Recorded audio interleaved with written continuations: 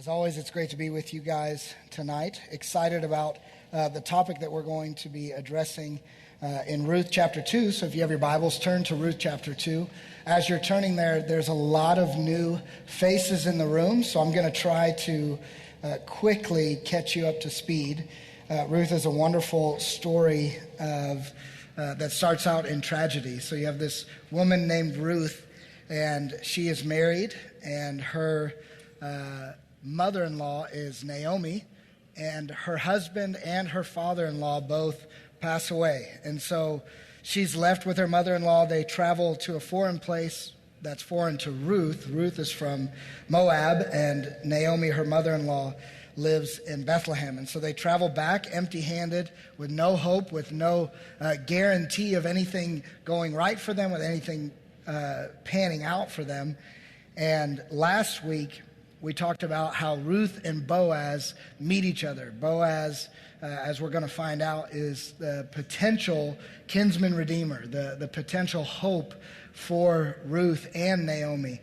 And so we got to look through chapter 2, focusing specifically on Ruth's life and what it looks like to be a godly woman. So this week we're going to be in Ruth chapter 2 again, but we're going to focus specifically on Boaz and look at the attributes that Boaz has and what it means to be a man of God. And so there's implications that revolve around this both for married men and for single men. So I'm just curious in the room, how many of you are married that are men in the room, married? Okay, how many men in the room are single? Let's see. Okay, so we're about half, maybe a little more married men than single, but there's implications for both of you. And then women, please don't check out. Please don't check out as we go through this, especially if you are single. Hopefully, as we go through this, you will see some characteristics and some attributes that you can take note of. And this is the type of man that you should be looking for in a husband or in somebody to date. So women, don't check out. And then married women, take note.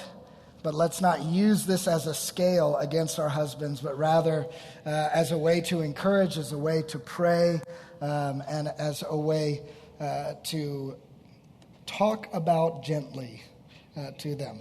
So Boaz is a great guy, so he's a lot to try to equal.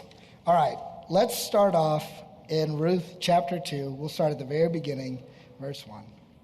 Now Naomi had a relative of her husband, a worthy man, the clan of Elimelech. Already we see with Boaz a descriptor of him as he is a worthy man. And that has all kinds of implications in the original language, but just that he's a good man, he's a wealthy man, he's a worthy man. He is held in high regard by most people. So a worthy man of the clan of Elimelech, whose name was Boaz. And Ruth the Moabite said to Naomi, "Let me go to the field and glean among the ears of grain after him, in whose sight I shall find favor." And she said to her, "Go, my daughter."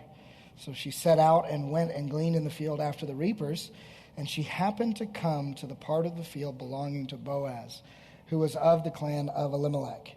Last week we talked about this word happened to belong to. This is God's providential hand shaping and moving Ruth into the direction of Boaz because he has a plan for her, a plan to redeem her, a plan to provide for her, which is a beautiful picture of the gospel in our own lives, but we'll get into that more specifically in Ruth chapter 4. So Boaz is introduced into the story. At the first week, we talked about how this story has a lot of meaning in people's names, in the name of the cities that they were in Naomi's name, and Boaz's name, and Elimelech's name. All of these people have very important meanings. So Boaz, his name is really cool. It is also, that word Boaz is what is described as the pillars that hold up God's temple. And so there's this picture of who Boaz is. And on that pillar is inscribed this, God establisheth in strength. So that's what Boaz's name means, that God is establishing in some. So when I saw that, it's like, man, this dude's strong. Not only is he strong, he's like the picture of a pillar, and he's a picture of God's strength holding up the temple. What does my name mean, right? Like if that's what Boaz's name means, what does Caleb mean? It means dog. So I don't really have a lot going for me in that realm, but Boaz does. So probably not going to use that ever again. But Caleb is a good name, I guess. All right, so Boaz is a picture of strength. And we're going to see as we look at who he is, that he like rises to the occasion of his name. He is this strength through this story. He is the Redeemer. He is like the hinge pin that everything is waiting for and is hinging on. Boaz, he's the man. So, verse 4 of chapter 2. And behold, Boaz came from Bethlehem, and he said to the reapers, "The Lord be with you." And they answered, "The Lord bless you." Right out of the gate, like the first thing off of Boaz's lips, this dude is a man of God. This guy is not afraid to let people know that he loves the Lord. He's saying to the reapers in the field, "God bless you," or "The Lord be with you." And they say, the Lord be with you. And they answered, "The Lord bless you," the priestly blessing. And so whose field is this? This is Boaz's field, which means who do these reapers work for? They work for Boaz. And Boaz is going into work. He's proud of who he is. He's proclaiming that God is Lord, and he's not afraid of it. So Boaz is a man who praises God.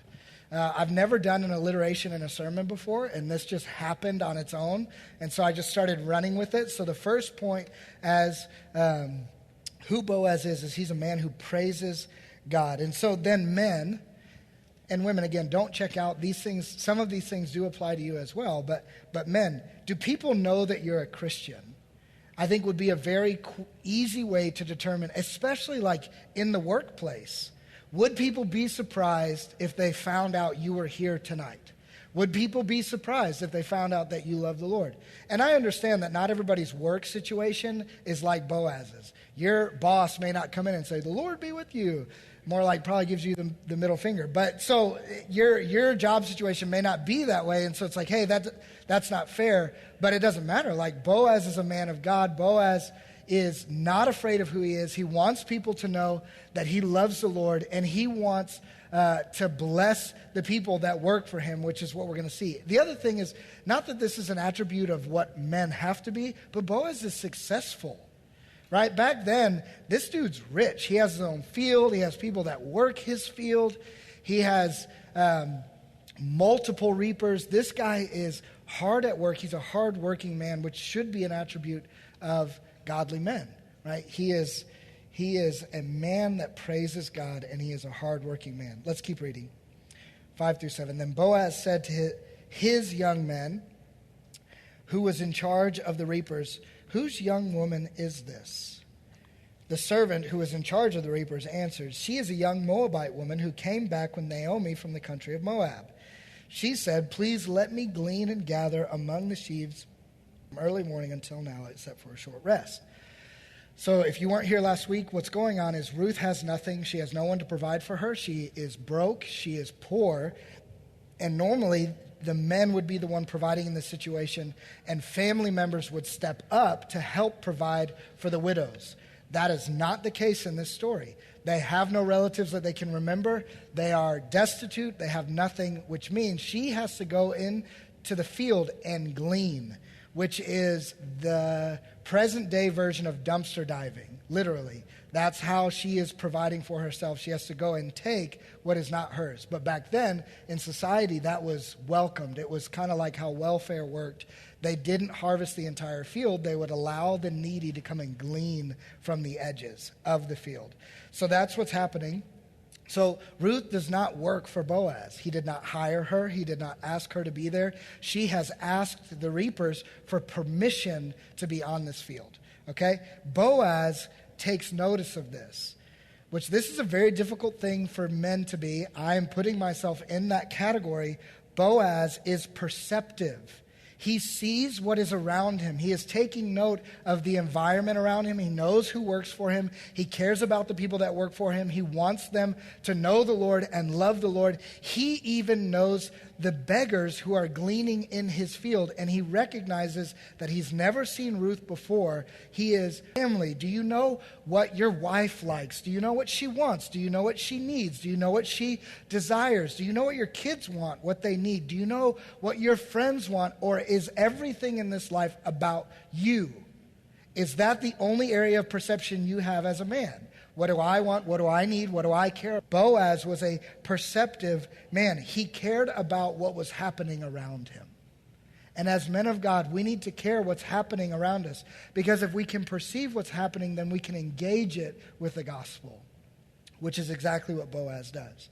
Let's keep reading. And by the way, we are going to motor through this. Zane has got on to me. The last 2 times that I've preached, I've gone long. So I'm going to try to fly through this.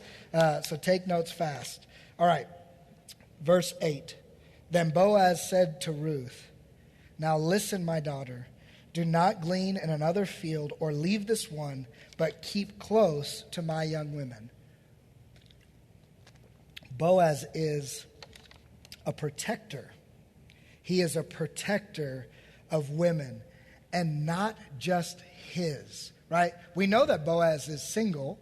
Well, we discover that he is single because we find out that he is a redeemer. So Boaz is a protector of women. The reason why he's saying for her to stay close to the young women is because he knows what is possible or what could potentially happen to Ruth. Ruth is in a sensitive situation.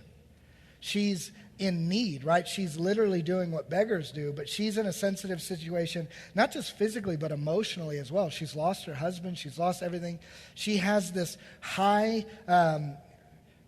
she is in a high situation of need, right? And a lot of times, men will prowl on this rather than protect women through this. They'll see women in a position of need, and they'll try to, again, just prowl, rather than protect, rather than care for, rather than provide for. Men back then would see women like this that are gleaning in the fields and attack them and rape them. And so Boaz is saying to her, stay with the other women. And then we're going to see here in just a second that he charges the other men to stay away. So in verse 9 it says this, "Let your eyes be on the field that they are reaping and go after them. Have I not charged the young men not to touch you?" He is a protector. He wants to care for her, not prowl on her needs, thinking that he could leverage them for his gain, whether that be physically or otherwise. But instead, he puts this hedge of protection around her. And as I began to think through this as men in this culture, in this day and age, what does it look like for us as men to be protectors of women, not just our women, but women in general? And what area in life are women being prowled on in a greater way than any other avenue probably ever? And I couldn't help but think of the avenue of pornography. And so I want to talk about this just for a minute, of what it looks like to be a protector or a prowler of women. And so one of the first things that I have to ask you men is, do you look at pornography? You can't say that it's a victimless sin, that it just affects you, that it doesn't affect anyone else, because that's a lie. This is one of the primary areas in our culture, in this day and age, that women are being prowled upon rather than protected in. It affects you. It affects the way that you view women, and it absolutely affects those women. It turns women into objects of our lust that can be done away with at any time and only serve one purpose of our satisfaction. It is a hateful, vicious thing. It is dehumanizing, and it also is producing funds for a culture of slavery when it comes to women. Pornography is one of the primary funders of the sex slave industry. It is also one of the primary gateways that a man would want to engage in the sex slave industry. It is not a victimless sin. It is not a victimless thing if you just simply look at it. It's extremely harmful. I did a little bit of careful research, And one of the main things that I found that I thought was pertinent to married men in particular, it says this: people who look at pornography on a regular basis struggle with the following: increased marital distress, risk of separation and divorce, decreased marital intimacy and sexual satisfaction, infidelity, increased appetite for more graphic types of pornography and sexual activity associated with abusive, illegal, or unsafe practices, devaluation of monogamy, marriage, and child rearing, an increased number of people struggling with compulsive and addictive sexual behavior. When you look at pornography, it's not just you. It is affecting you. It's affecting your marriage. It's affecting your future marriage. It's affecting your children, your ability to raise children. One of the most terrifying things as a man, specifically as a father, that you should think of outside of your relationship with God, and we're going to get there in just a second, is the fact that what you look at, what you lust after, and what you spend your time gazing at becomes the standard of your attraction. And so as a man, if you're looking at pornography, most of the time, the common age range of those women is anywhere from 18 to 25. That's going to be the most common age range that a woman would engage in being a actor in one of these films. That means that your age of attraction is going to hover around that age range. And if you're a father, specifically of a daughter or of a boy, your age of attraction will never increase. It will stay there. So as your daughter gets older, she will eventually hit the age of your attraction, and you will no longer be able to engage her because you'll find her sexually attractive. Rather than allowing your age of attraction to grow with your spouse. My wife is 30 years old. My age of attraction is 30-year-old women because that's what my wife is. That's who I'm attracted to. That's the age that I'm attracted to. In 20 years, it'll be 50-year-old women because she is the standard of attraction for me, which makes it very easy for me to do youth ministry. It'd be very easy for me to be able to engage my son's girlfriends and eventually wives. But if I get addicted to pornography, it's going to affect the way that I can engage my sons, their girlfriends, their friends. If I have a daughter, my daughter. It's a very dangerous, difficult thing. And as I looked at research, and I think a lot of people know this, it is more addictive than any chemical drug out there. It's too accessible. It releases too much dopamine into the brain to not absolutely become a vice in your life that is not victimless. It is affecting the women that are in that industry in a crazy way. It is destroying them. It is dehumanizing them. And it is pressing towards funding sex slavery around the world. And it's something that we as men should want to fight against aggressively. We should want to protect women in this, not prowl on them as men of God. Let's keep reading. Oh, I almost missed the most important thing. It affects your relationship with God. It absolutely affects your relationship with God. You can't think that you can do that and look at that and it not cause some form of separation between you and the Lord. And that is the most important aspect of this. If your relationship with God is hindered because of what you're doing, then it's going to absolutely affect everything else in your life. Because if you listen to what I just said and you're like, yeah, well, I don't have kids, I'm not married, or whatever, it doesn't affect those things because I don't have those things. It affects your relationship with God, which affects your ability in every other aspect of your life to glorify God, to engage others for the sake of the gospel. It's a big deal. Now, let's keep reading. Verse 9. Let your eyes be on the field that they are reaping, and go after them. Have I not charged the young men not to touch you? And when you are thirsty, go to the vessels and drink what the young men have drawn. One part about providing that I started to miss, about protecting that I started to miss, is Boaz is training up the next generation of what it looks like, which plays into this aspect of Boaz is a protector. He's also a provider.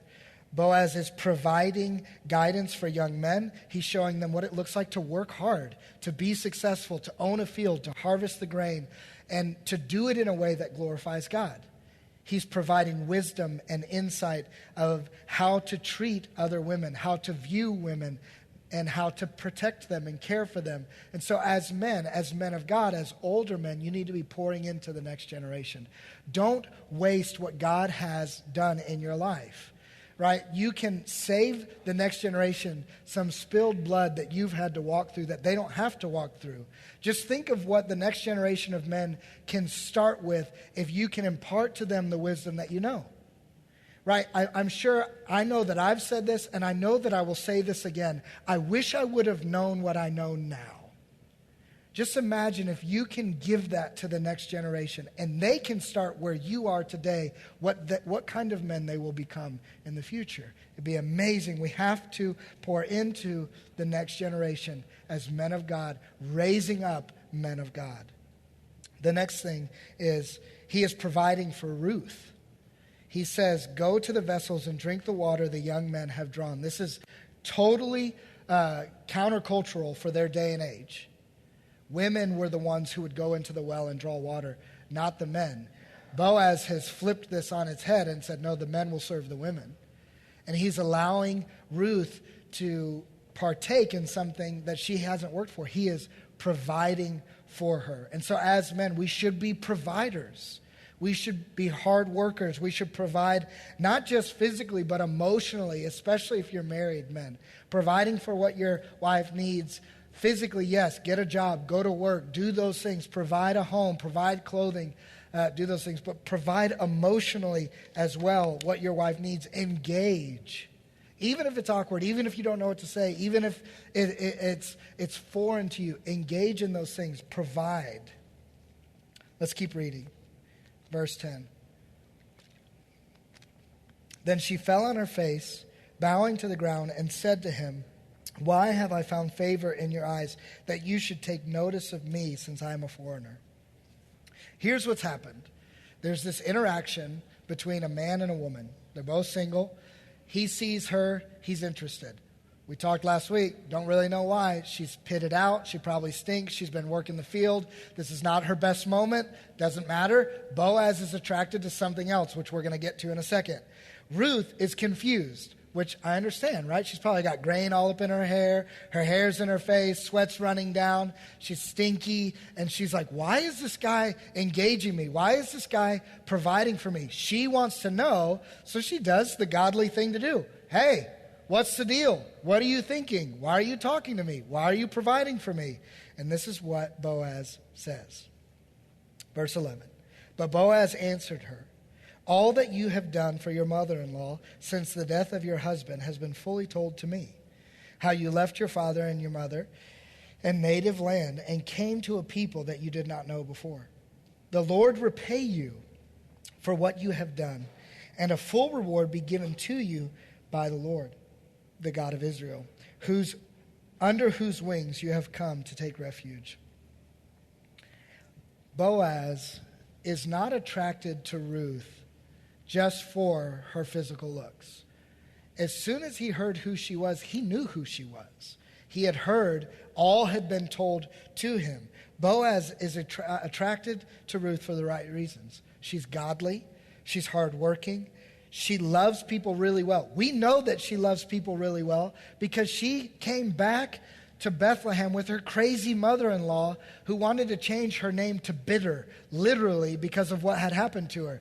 Her mother-in-law is crazy. She pursues it anyways and says, you know what, I'm going to love her well. I'm going to be with her. Boaz hears about this. He's like, dude, she's the real deal. This lady's legit. She loves God. She's hardworking. She loves people really well. And she cares for others. Boaz is attracted to the right things, and he is, we're going to see, especially next week. You do not want to miss next week. We get to learn what happens at the threshing floor. Everybody knows what happens at the threshing floor. It's a pretty risque place. But with Boaz and Ruth, something amazing happens at the threshing floor, but you're going to have to hear about that next week. All right, so Boaz is attracted to the right things. He sees that she's an awesome woman of God who's serving others, who is working hard, who's doing these things that godly women do. And in this moment, there's this opportunity for him to do something where he can either make this thing about him, of seeing all that she needs and be like, hey, girl, I got you. I have what you need. I own a field. You need a field. Like, let's do this. But instead, he pushes her to the Lord, and he said, the Lord repay you. The Lord repay you for what you have done, and a full reward be given to you by the Lord, the God of Israel, under whose wings you have come to take refuge. Boaz pushes her to godliness. Godly men push others to the Lord, not to themselves.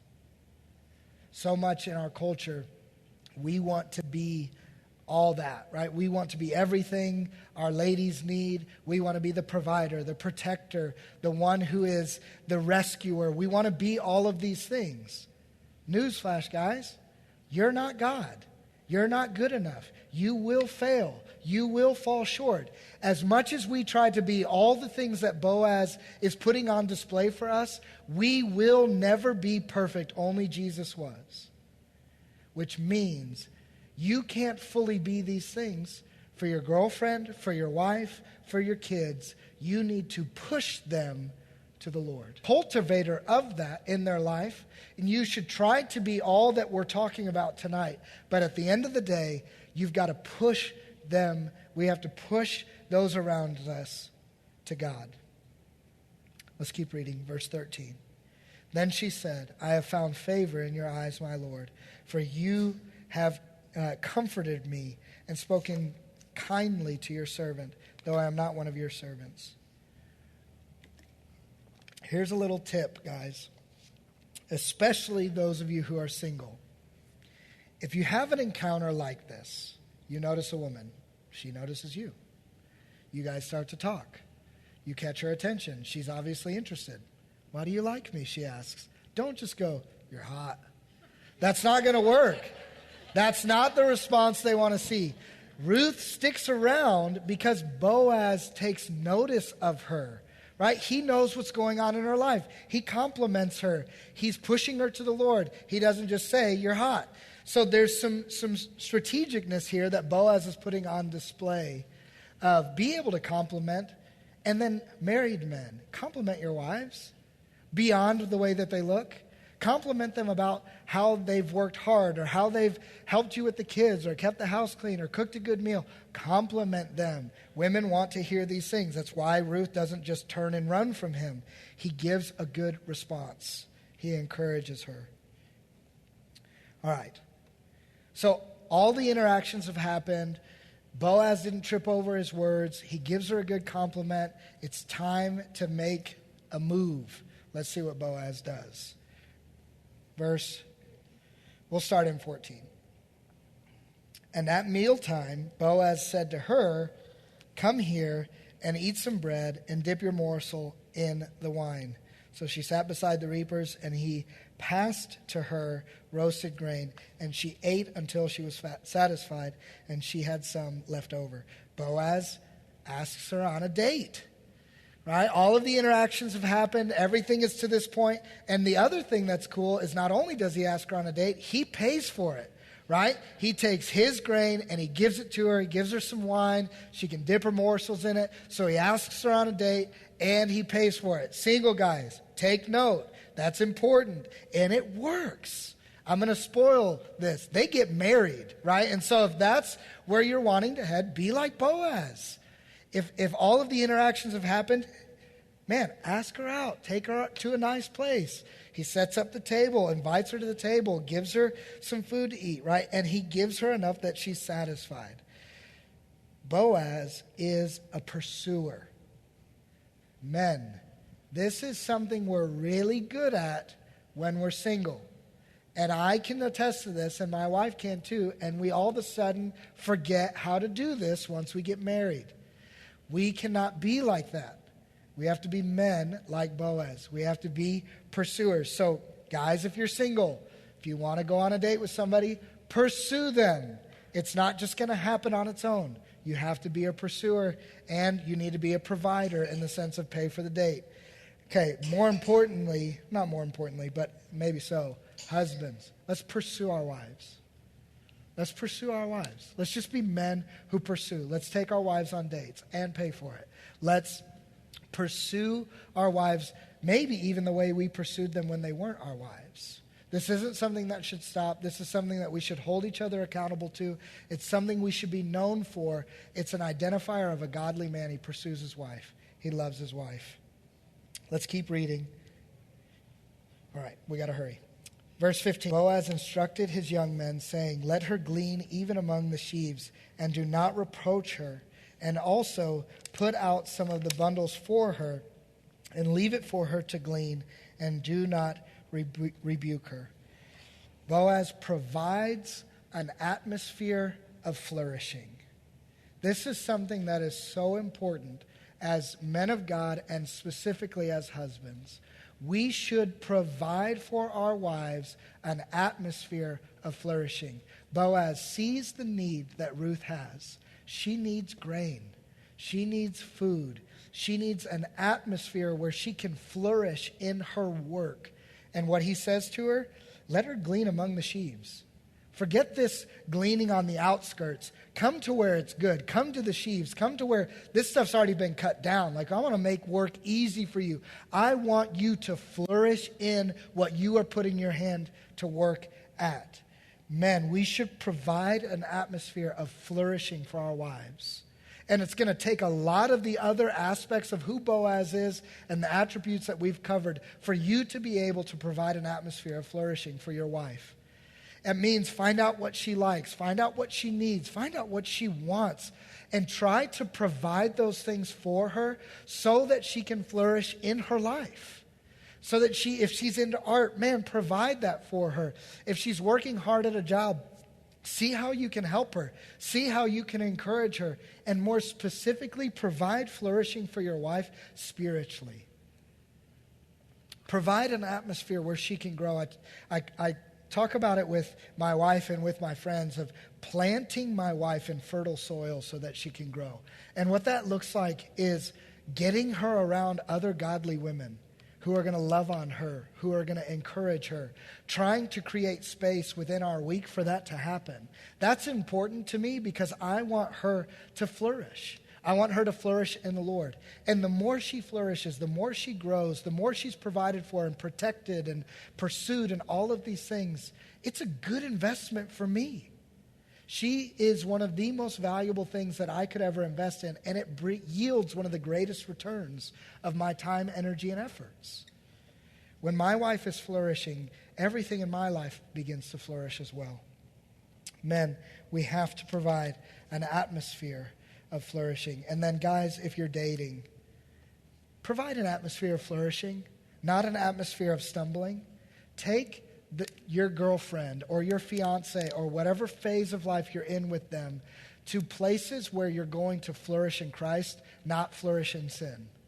If you find yourself stumbling in a dark room watching a movie alone, don't go to that place. Just use wisdom. Don't go there. Don't cause your sister in Christ, because that's what she is in that season, if you're single, to stumble and fall. Put your girlfriend or fiance or friends in an atmosphere of flourishing, not in an atmosphere of stumbling. All right, women, quickly. Ruth was desperate. She was a desperate woman. Desperately in need of food, desperately in need of shelter, desperately in need of a husband. She was emotionally desperate. She could have easily ran to one of the reapers. It was known what they would do. It was known what they would accept. And she could have just hooked up with one of them. They have a job. But she waited. She waited for Boaz. She waited for a worthy man. She had this list, I hope, right, in her mind of what it looks like to be a godly man. And she started seeing all of those things in who Boaz is.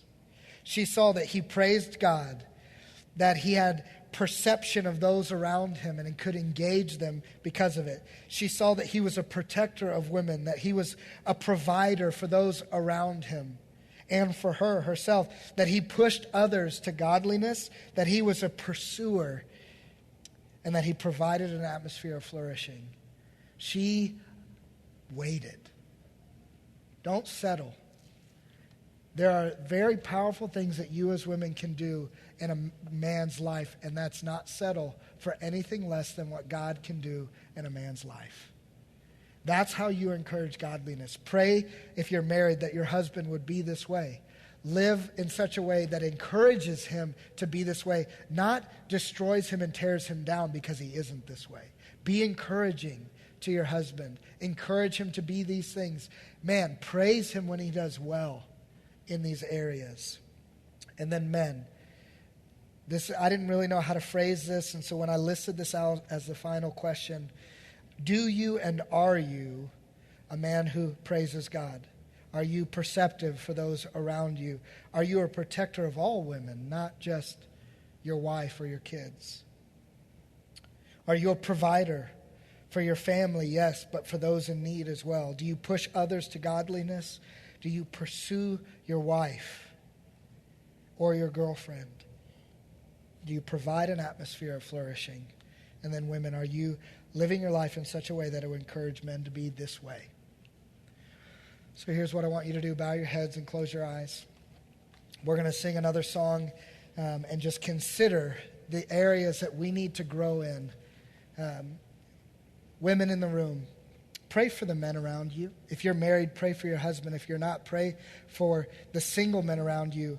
Pray that they would become a man like Boaz, that they would pursue this type of godliness in their life, and that they would apply all of these things, and they wouldn't stop doing these things. And then men, where are you falling short? We all have areas that we need to be growing in. We all have areas that we need to persist in, to be more godly, to be more like Boaz, who is a picture of Jesus. I'm going to pray. God, I just ask that you would move powerfully. Holy Spirit, I pray that you would convict. I pray that you would encourage. I pray that you would help us men to be men of God.